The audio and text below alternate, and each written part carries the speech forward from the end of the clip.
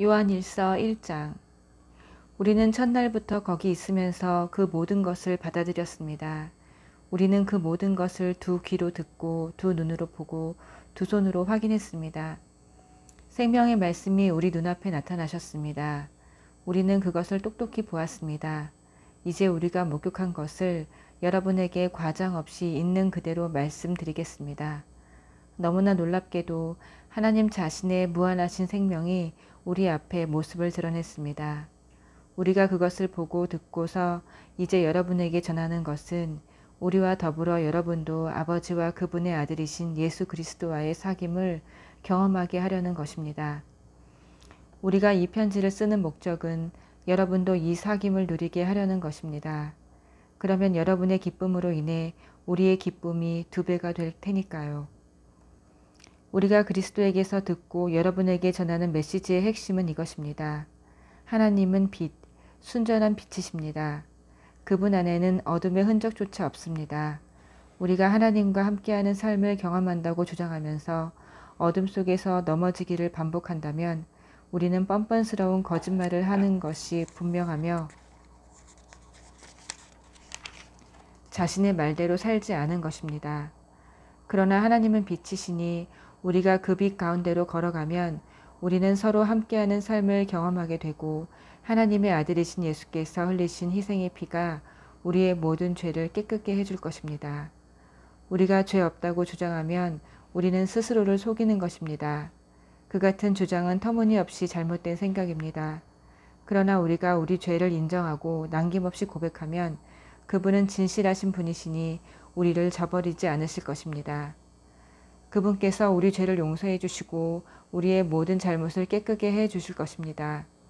우리가 죄 지은 적이 한 번도 없다고 주장하면 우리는 하나님을 철저하게 부인하고 그분을 거짓말쟁이로 만드는 것입니다. 그 같은 주장은 우리가 하나님을 알지 못한다는 것을 드러낼 뿐입니다. 2장. 사랑하는 자녀 여러분, 내가 이 편지를 쓰는 것은 여러분을 죄에서 이끌어내기 위해서입니다. 그러나 누가 죄를 짓더라도 우리에게는 아버지 앞에서 제사장이며 친구이신 분이 계시니 그분은 의로우신 예수 그리스도이십니다. 그분께서 우리 죄를 위해 희생제물이 되심으로 죄 문제를 우리의 죄뿐 아니라 온 세상의 죄까지 영원토록 해결하셨습니다. 그분의 계명을 지키십시오. 우리가 하나님을 제대로 안다고 확신할 수 있는 방법은 그것뿐입니다. 어떤 사람이 나는 하나님을 잘 알아 하면서도 그분의 계명을 지키지 않는다면 그는 분명 거짓말쟁이입니다. 그의 삶과 말이 일치하지 않는 것입니다. 그러나 하나님의 말씀을 지키는 사람에게는 하나님의 성숙한 사랑이 보이게 마련입니다. 그것이야말로 우리가 하나님 안에 있음을 확신할 수 있는 유일한 길입니다. 자신이 하나님과 친밀하다고 말하는 사람은 예수께서 사신 것과 같은 삶을 살아야 합니다. 사랑하는 친구 여러분, 내가 이 편지에 새로운 내용을 쓰는 것이 아닙니다. 이것은 성경에 기록된 가장 오래된 계명이며 여러분이 처음부터 알고 있던 계명입니다. 이 계명은 여러분이 들은 메시지에도 항상 담겨 있습니다. 그러나 이 계명은 어쩌면 그리스도와 여러분 안에서 새롭게 만들어진 계명인지도 모르겠습니다. 어둠이 물러가고 이미 참빛이 반짝이고 있으니 말입니다. 하나님의 빛 가운데 산다고 하면서 형제나 자매를 미워하는 사람은 여전히 어둠 가운데 있는 사람입니다. 형제 자매를 사랑하는 사람은 하나님의 빛 가운데 머물러 있으며 그 빛이 다른 사람들에게 비치는 것을 가로막지 않습니다. 그러나 형제 자매를 미워하는 사람은 여전히 어둠 속에 있고 어둠 속에서 넘어지며 자기가 어디로 가는지 알지 못합니다. 어둠이 그의 눈을 가렸기 때문입니다. 사랑하는 자녀 여러분, 여러분에게 이것을 일깨워 드립니다. 여러분의 죄가 예수의 이름으로 용서받았습니다. 믿음의 선배 여러분, 가장 먼저 첫 발을 내디딘 여러분은 이 모든 일을 시작하신 분을 알고 있습니다. 믿음의 후배 여러분, 여러분은 악한 자와 싸워 큰 승리를 거두었습니다. 사랑하는 자녀 여러분, 여러분에게 두 번째로 일깨워 드릴 것은 이것입니다. 여러분은 개인적인 경험을 통해 아버지를 알고 있습니다. 믿음의 선배 여러분, 여러분은 이 모든 일을 시작하신 분을 알고 있습니다. 믿음의 후배 여러분, 여러분은 참으로 활기차고 힘이 넘치는군요. 하나님의 말씀이 여러분 안에 확고하게 자리 잡고 있습니다. 여러분은 하나님과의 사귐에서 힘을 얻어 악한 자와 싸워 승리를 거둘 것입니다. 세상의 방식을 사랑하지 마십시오. 세상의 것을 사랑하지 마십시오. 세상을 사랑하는 마음이 아버지를 사랑하는 마음을 밀어냅니다. 세상에서 통용되는 모든 것, 자기 마음대로 살려 하고 모든 것을 자기 뜻대로 하려 하고 잘난 체 하는 욕망은 아버지와 아무 상관이 없습니다. 그런 것은 여러분을 그분께로부터 고립시킬 뿐입니다. 세상과 세상에 멈출 줄 모르는 욕망도 다 사라지지만 하나님이 바라시는 일을 행하는 사람은 영원히 남습니다. 자녀 여러분, 때가 거의 다 되었습니다. 여러분은 적그리스도가 출현할 것이라는 말을 들었습니다. 이제 여러분의 눈 닿는 곳 어디에나 적그리스도들이 있습니다.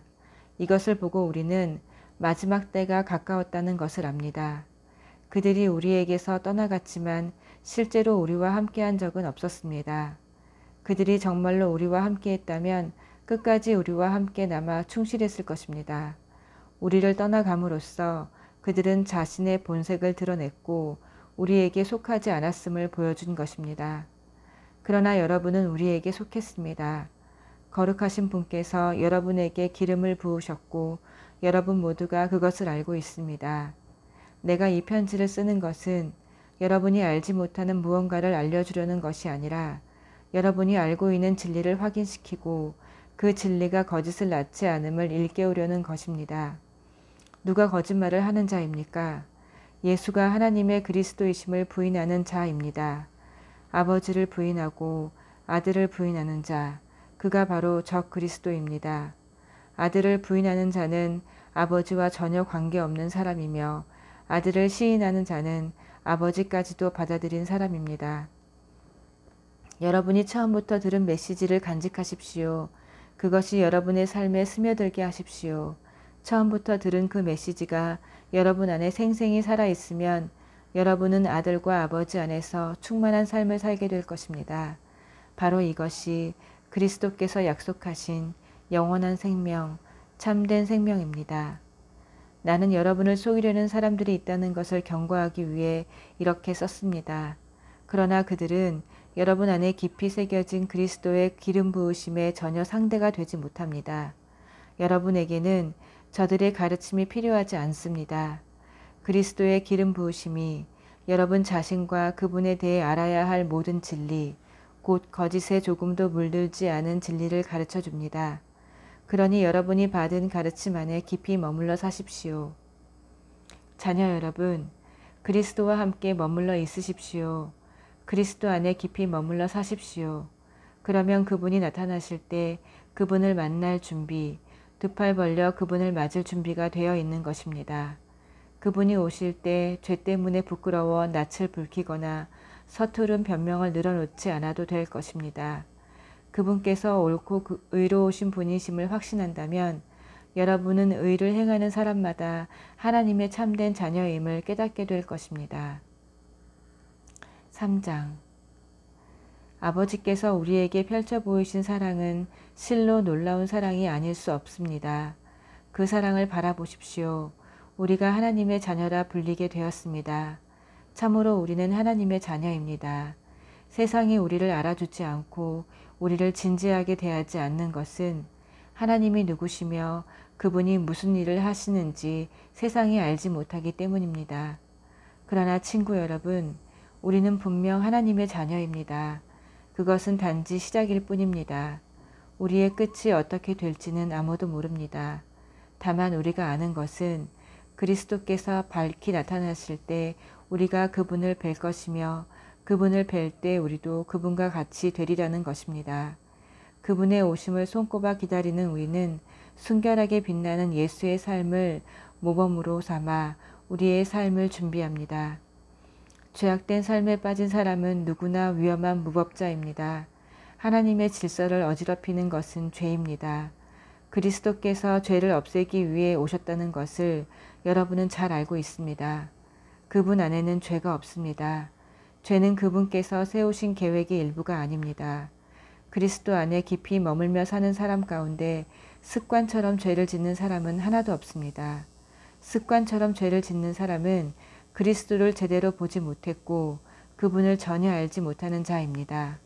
그러므로 사랑하는 자녀 여러분, 누군가의 유혹을 받아서 진리에서 벗어나는 일이 없게 하십시오. 우리가 의로우신 메시아의 삶에서 본 것처럼 의를 행하는 사람이 의로운 사람입니다.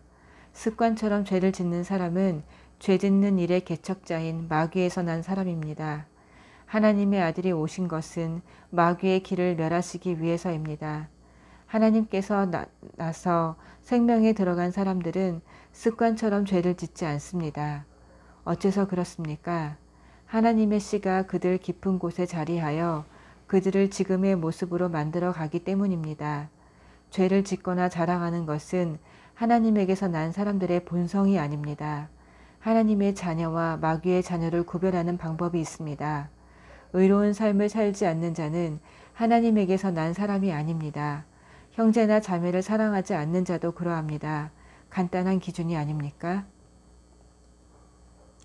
서로 사랑하십시오.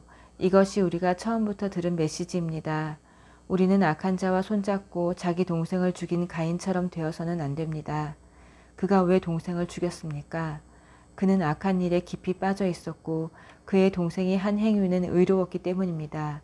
그러니 친구 여러분, 세상이 여러분을 미워해도 놀라지 마십시오. 그런 일은 오래전부터 계속 있어온 일입니다.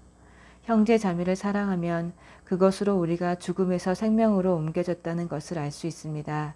사랑하지 않는 사람은 죽은 사람과 같습니다. 형제나 자매를 미워하는 사람은 살인하는 자입니다. 영원한 생명과 살인이 서로 어울리지 않는다는 것을 여러분은 잘 알고 있습니다.